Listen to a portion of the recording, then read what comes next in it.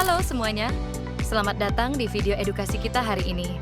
Kita akan bahas topik yang penting banget, terutama buat kamu yang belajar tentang sistem pemerintahan. Era baru pemerintahan daerah. Tahukah kamu bahwa Indonesia punya lebih dari 17.000 pulau dan ratusan suku bangsa? Kebayang nggak? Gimana susahnya kalau semua urusan harus ditangani langsung dari Jakarta?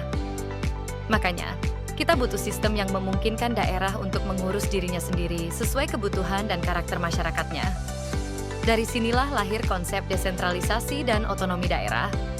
Dengan sistem ini, pemerintah daerah diberi wewenang untuk mengatur urusannya sendiri. Lebih cepat, lebih dekat, dan lebih relevan. Setelah era sentralisasi yang panjang sejak masa Orde Baru, Reformasi 1998 membawa angin segar bagi sistem pemerintahan kita.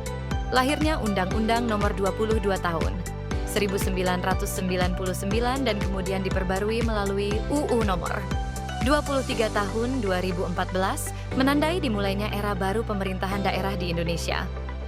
Apa itu artinya? Intinya, pemerintah pusat memberikan kewenangan lebih luas kepada pemerintah daerah, baik provinsi maupun kabupaten, kota. Tujuannya? Agar daerah bisa mengatur dan mengurus sendiri urusan pemerintahan sesuai dengan kebutuhan dan potensi lokal masing-masing. Dari penjelasan yang aku jelasin tadi, mungkin kalian masih bingung ya apa itu desentralisasi dan otonomi daerah. Nah, di sini aku bakal jelasin secara singkat dan sederhana apa itu desentralisasi dan otonomi daerah. Yang pertama, apa itu desentralisasi? Desentralisasi adalah proses pelimpahan wewenang dari pemerintah pusat kepada pemerintah daerah. Nah, dari proses ini lahirlah yang namanya otonomi daerah. Jadi, otonomi daerah berarti hak, wewenang, dan kewajiban yang dimiliki daerah untuk mengatur dan mengurus sendiri urusan pemerintahan dan kepentingan masyarakat setempat sesuai dengan aturan perundang-undangan. Lewat otonomi daerah, pemerintah provinsi, kabupaten, dan kota bisa menyusun kebijakan sendiri, mengelola anggaran, dan mengembangkan potensi lokalnya. Jadi, simpelnya, desentralisasi itu prosesnya, dan otonomi daerah adalah hasilnya. Setelah penjelasan yang aku jelasin tadi, kalian masih pada bingung nggak? Kalau masih pada bingung apa itu bedanya desentralisasi dan otonomi daerah, yuk kita bahas bareng-bareng. Jadi, teman-teman, seperti yang udah aku jelasin tadi, desentralisasi itu adalah proses pelimpahan wewenang dari pemerintah pusat ke pemerintah daerah. Jadi ini lebih ke arah sistem atau mekanisme yang memungkinkan daerah punya peran lebih besar dalam pemerintahannya. Lalu, otonomi daerah itu apa sih? Nah, jadi otonomi daerah adalah hasil dari proses desentralisasi tadi. Jadi, otonomi daerah ini berarti daerah punya hak dan kebebasan untuk mengatur sendiri urusan pemerintahannya sesuai dengan kondisi dan kebutuhan lokal.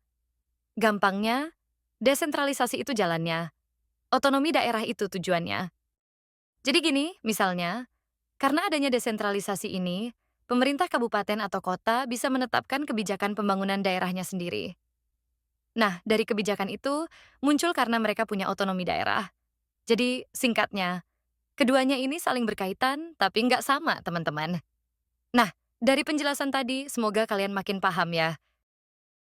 Setelah kita membahas perbedaan dari desentralisasi dan otonomi daerah, teman-teman tahu nggak sih? Kalau ternyata bentuk dari desentralisasi itu nggak cuma satu loh, tetapi ada 4 bentuk. Nah, masing-masing dari bentuk desentralisasi ini punya ciri khas dan tujuannya sendiri. Yuk simak, aku jelasin satu-satu dengan penjelasan yang mudah dimengerti. Yang pertama ada desentralisasi politik. Desentralisasi politik ini berkaitan dengan pembagian kekuasaan dalam membuat kebijakan politik. Contohnya, pemilihan kepala daerah secara langsung. Di dalam hal ini, masyarakat punya suara dalam menentukan pemimpinnya sendiri. Kedua, ada desentralisasi administratif. Desentralisasi administratif ini fokus pada pelimpahan wewenang dalam hal pelayanan publik. Jadi, pemerintah pusat menyerahkan sebagian urusan seperti pendidikan, kesehatan, dan infrastruktur ke pemerintah daerah.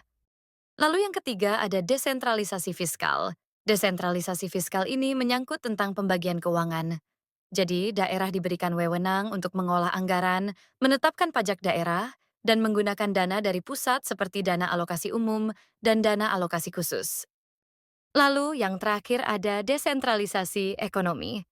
Dalam bentuk ini, daerah punya kebebasan untuk mengembangkan potensi ekonomi daerahnya sendiri, menarik investor, mengatur badan usaha milik daerah, dan mendukung UMKM lokal. Jadi teman-teman, dengan keempat bentuk ini, desentralisasi membuat daerah lebih mandiri dan responsif terhadap kebutuhan warganya sendiri. Oh iya, kita kan udah ngebahas beberapa materi tentang desentralisasi dan otonomi daerah ya teman-teman. Mungkin kita harus putar balik dulu deh ke belakang, ngelihat gimana sejarahnya tentang desentralisasi dan otonomi daerah ini. Karena teman-teman, ternyata butuh banyak perjuangan loh buat ngasih kekuasaan ke daerah-daerah. Dan itu nggak sesimpel kedengerannya. Sejarah desentralisasi di Indonesia itu panjang loh teman-teman. Pemuli kaliku. Dan nggak selalu berjalan mulus. Nah, pertama-tama, kita mulai dari zaman penjajahan Belanda. Jadi, pada masa itu, pemerintahan kolonial itu sebenarnya sudah menerapkan dan mengenal konsep desentralisasi loh, terutama lewat Undang-Undang Desentralisasi tahun 1903. Jangan salah dulu ya, desentralisasi saat itu bukan untuk memberi ruang pada rakyat lokal, melainkan untuk mempermudah pengelolaan wilayah jajahan. Lalu setelah Indonesia merdeka tahun 1945, muncul semangat besar untuk membangun negara yang berkeadilan, termasuk dengan memberi kekuasaan ke daerah-daerah.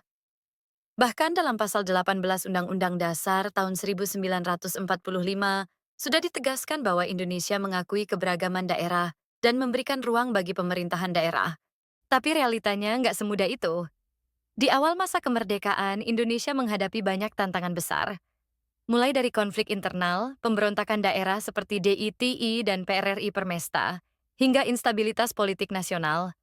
Di masa itu, pemerintah pusat justru cenderung memperkuat kendali, karena dianggap lebih aman dan stabil. Maka, sentralisasi kekuasaan pun mulai diterapkan secara lebih kuat, terutama sejak era Orde Baru. Di bawah kepemimpinan Presiden Soeharto, daerah memang tetap ada, tapi wewenangnya sangat terbatas. Semua keputusan penting diambil oleh pusat, bahkan sampai urusan kecil pun harus minta izin. Kepala daerah juga lebih sering dipilih dan dikendalikan oleh pemerintah pusat. Akibatnya, daerah-daerah hanya menjadi perpanjangan tangan, bukan sebagai pengambil keputusan yang mandiri. Di bawah kepemimpinan Presiden Soeharto, daerah memang tetap ada, tapi wewenangnya sangat terbatas. Semua keputusan penting diambil oleh pusat, bahkan sampai urusan kecil pun harus minta izin. Kepala daerah juga lebih sering dipilih dan dikendalikan oleh pemerintah pusat. Akibatnya, daerah-daerah hanya menjadi perpanjangan tangan, bukan sebagai pengambil keputusan yang mandiri. Tapi semua berubah setelah gelombang reformasi tahun 1998. Saat rakyat menuntut perubahan, bukan hanya di bidang politik dan ekonomi, tapi juga dalam cara negara mengatur dan mendengarkan daerah-daerahnya. Maka lahirlah dua undang-undang penting pada tahun 1999, UU Nomor 22 Tahun 1999 tentang Pemerintahan Daerah dan Undang-Undang Nomor 25 Tahun 1999 tentang Perimbangan Keuangan antara pemerintah pusat dan daerah. Inilah titik balik besar dalam sejarah Indonesia. Pemerintah pusat secara resmi memberikan kewenangan luas kepada daerah, mulai dari pengelolaan pendidikan, kesehatan, infrastruktur, hingga keuangan. Beberapa tahun kemudian, UU ini disempurnakan lagi dengan UU Nomor 32 Tahun 2004, lalu diperbarui menjadi Undang-Undang Nomor 23 Tahun 2014 yang sampai sekarang masih jadi dasar hukum pelaksanaan otonomi daerah. Dari sejarah ini, kita bisa lihat bahwa desentralisasi bukan sekadar kebijakan, tapi bagian dari perjalanan bangsa kita menuju pemerintahan yang lebih adil dan merata. Nah, setelah kita tahu sejarahnya, sekarang kita lanjut ke implementasinya. Gimana sih sebenarnya desentralisasi dan otonomi daerah ini dijalankan di Indonesia? Yang paling terasa, sejak diterapkannya otonomi daerah, pemerintah kabupaten dan kota punya wewenang sendiri untuk mengatur berbagai urusan pemerintahan. Misalnya, urusan pendidikan, kesehatan, infrastruktur, hingga pengelolaan lingkungan kini menjadi tanggung jawab pemerintah. Dalam praktiknya, ada daerah-daerah yang berhasil memanfaatkan otonomi untuk berkembang pesat. Contohnya seperti Kota Surabaya dalam inovasi pelayanan publik, atau Kabupaten Banyuwangi dalam sektor pariwisata dan digitalisasi layanan.